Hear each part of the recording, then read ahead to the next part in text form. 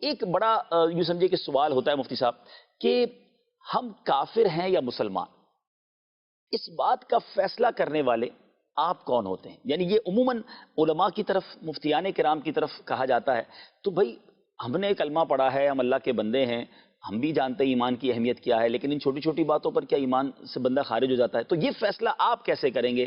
یعنی آپ کون ہوتے ہیں یہ فیصلہ کرنے والے؟ دیکھیں، پہلی بات تو یہ ہے کہ کوئی بھی عالم یا مفتی جب وہ کسی کو اسلام کے بارے میں یا کفر کے بارے میں سمجھاتا ہے تو اس میں اس کا ذاتی فائدہ کیا ہوتا ہے؟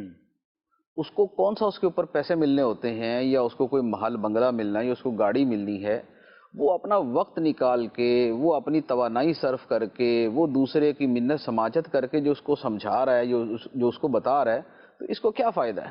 فائدہ تو اسی کو ہے جس کا دین ایمان بچایا جا رہا ہے، صحیح، جس کے لیے کوشش کی جا رہی ہے۔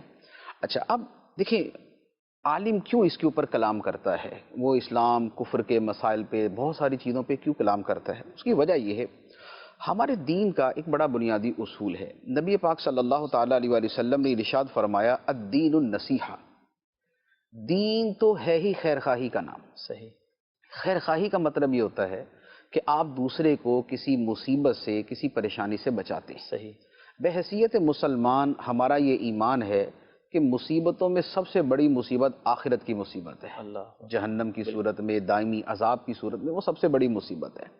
لہذا بحیثیت خیر خواہ اور بحیثیت مسلمان، ایک عالم دوسرے کی خیر خواہی کرتے ہوئے اس کے دین ایمان کی حفاظت کی کوشش کرتا ہے۔ ٹھیک ہے، اس لیے وہ اسے بتاتا ہے، وہ اس کا فیصلہ نہیں کر رہا ہوتا ہے، وہ اسے بتا رہا ہوتا ہے، وہ اسے سمجھا رہا ہوتا ہے۔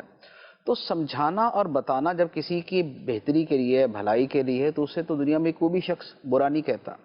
تو ایک تو وجہ یہ ہوتی ہے کہ عالم ان موضوعات پہ کیوں کلام کرتا ہے، ٹھیک ہے، ایک بات۔ دوسری بات یہ ہوتی ہے کہ بحیثیت مسلمان ہمارے لیے جو اللہ عز و جل کے احکام ہیں، جو نبی پاک علیہ الصلوۃ والسلام کے فرمان ہیں، ہم نے ان کی اتباع کرنی ہے۔ ہمیں نبی پاک علیہ الصلوۃ والسلام نے فرمایا، بلغوا عنی ولو آیہ، میری طرف سے پہنچا دو اگرچہ ایک ہی آیت ہو۔ قرآن مجید کی ایک بھی آیت ہو اور جو بندہ پہنچا سکتا ہے وہ پہنچائے۔ صحیح، اب قرآن مجید کی ایک آیت تو نہیں ہے، قرآن مجید کی 6000 سے زیادہ آیتیں ہیں۔ ان 6000 سے زیادہ جو آیتیں ہیں ان کا مطالعہ کریں تو پتہ چلتا ہے کہ اس کے تقریباً ہر صفحے کے اوپر اسلام اور کفر کی بات ہے۔ اس کے بارے میں کسی عقیدے کی بات ہوگی، توحید کی بات ہوگی، رسالت کی بات ہوگی، آخرت کی بات ہوگی، اللہ کی آیتوں پر ایمان کی بات ہوگی، جنت جہنم کی بات ہوگی، سابقہ نبیوں کی بات ہوگی، فرشتوں کی بات ہوگی، یعنی وہ چیزیں کہ جن کے اوپر ایمان رکھنا ضروری ہے۔ پورا قرآن مجید اس سے معمور ہے، وہ قرآن مجید میں موجود ہیں۔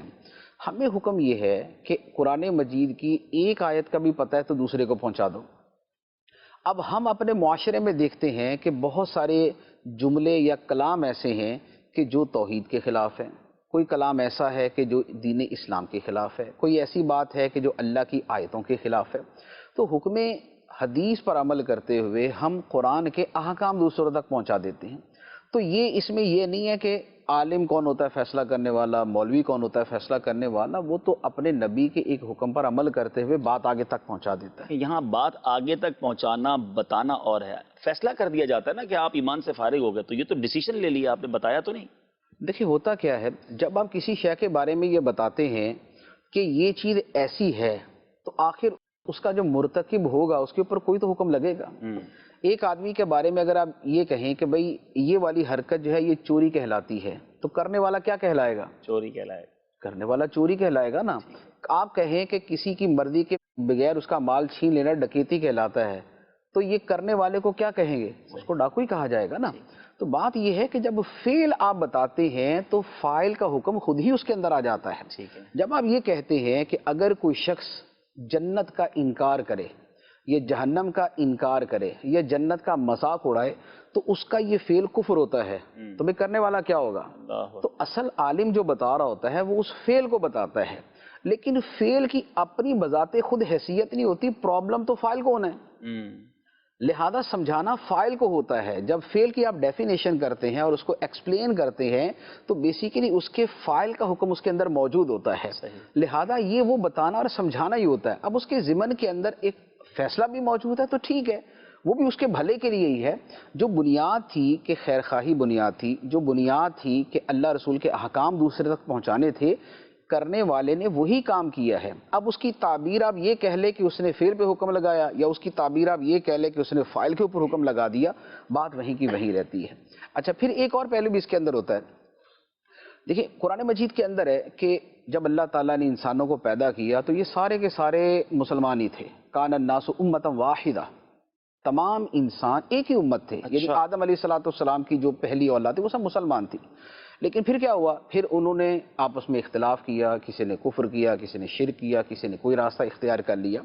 تو جب ان کے درمیان فرق آیا، اختلاف ہوا، دین اور کفر کا دونوں کا ظہور ہو گیا، تو اللہ تعالیٰ نے فرمایا فَبَعَثَ اللَّهُ النَّبِيِّينَ مُبَشِّرِينَ وَمُنذِرِينَ.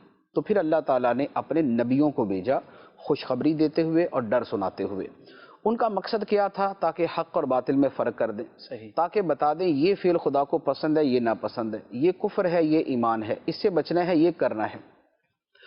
اللہ تعالیٰ کے تمام نبی اسی کام کے لیے تشریف لائے کہ لوگوں کو حق و باطل کا فرق بتائیں. اب ہم ہیں مسلمان، نبوت کی آمد کا سلسلہ ختم ہو چکا، نبی پاک علیہ السلام کے بعد کوئی نیا نبی نہیں آئے گا. تو اب جو لوگوں کو حق و باطل بتانا ہے، جو کفر و اسلام کا فرق بتانا ہے، جو دین اور بے دینی کا فرق بتانا ہے، وہ تو علماء کی ذمہ داری ہے. تو یہ لوگوں کو اسلام اور کفر کے بارے میں بتانا یہ ایک نبی کی سنت نہیں ہے، جملہ انبیاء کی سنت. تمام کے تمام نبی دنیا میں اسی لیے تشریف لائے، بتاتے رہے کہ یہ کفر ہے اور یہ اسلام، یہ کفر ہے، یہ اسلام ہے. انبیاء علیہ السلام یہی بتاتے رہے. تو آج اگر علماء یہ بات لوگوں کو بتاتی ہیں تو وہ اللہ تعالیٰ کے نبیوں کی سنت پر عمل کر رہے ہو. بیسیکلی مسئلہ کیا ہے؟ دیکھیں آج جو آدمی عالم پر اعتراض کر رہا ہے اس کے بارے میں ہم یہ کہتے ہیں کہ ہو سکتا ہے کہ اس کے سامنے اللہ کا نبی ہوتا تو یہ اعتراض نہ کرتا. لیکن جب اللہ تعالیٰ کے نبی ہوتے تو یہ اعتراض کرنے والے تب بھی ہوتے تھے. اس وقت بھی جب اللہ تعالیٰ کے نبی کفر اسلام کا بتاتے تھے تو ان کے مد مقابل لوگ اسی طرح کی بات کرتے تھے کہ تم کون ہوتے ہمیں سمجھانے والے؟ تم تو ہمارے جیسے بشر ہو، تم تو ہمارے جیسے انسان ہو، تمہیں تو ہمارے اوپر کوئی فوقیت نہیں ہے، ہم تو تمہیں بڑا سمجھدار سمجھتے تھے، یہ باتیں کون سی شروع کر دی؟ تو ان کے مقابلے میں بھی اس طریقے سے کہ آپ کون ہوتے ہیں ہمیں سمجھانے والے، یہ کون سی آپ نئی باتیں لے کے آ گئے، یہ اس وقت بھی ہوتا تھا. لیکن افسوس یہ ہے کہ اس وقت یہ بات وہ کرتے تھے کہ جو دین سے بالکل ہی بے علم تھے، لا علم تھے، غیر مسلم تھے. لیکن آج افسوس کے ساتھ وہ لوگ بھی یہ بات کرتے ہیں کہ جو کلمہ پڑھنے والے ہیں، وہ بھی یہ کہتے ہیں کہ بھی تم کون ہوتے ہو ہمیں دین کے بارے میں بتانے والے. بھی عالم اگر یہ نہیں بتائے گا تو اور کیا بتائے گا؟ اور اگر عالم نہیں بتائے گا تو پھر تمہیں پتہ کہاں سے چلے گا؟ دین خود پڑھتے نہیں، عالم کے سنتے نہیں، تو بتائیے پھر دین کی کوئی اہمیت بھی آپ کی نظر میں ہے یا نہیں؟ تو یہ ہے معاملہ.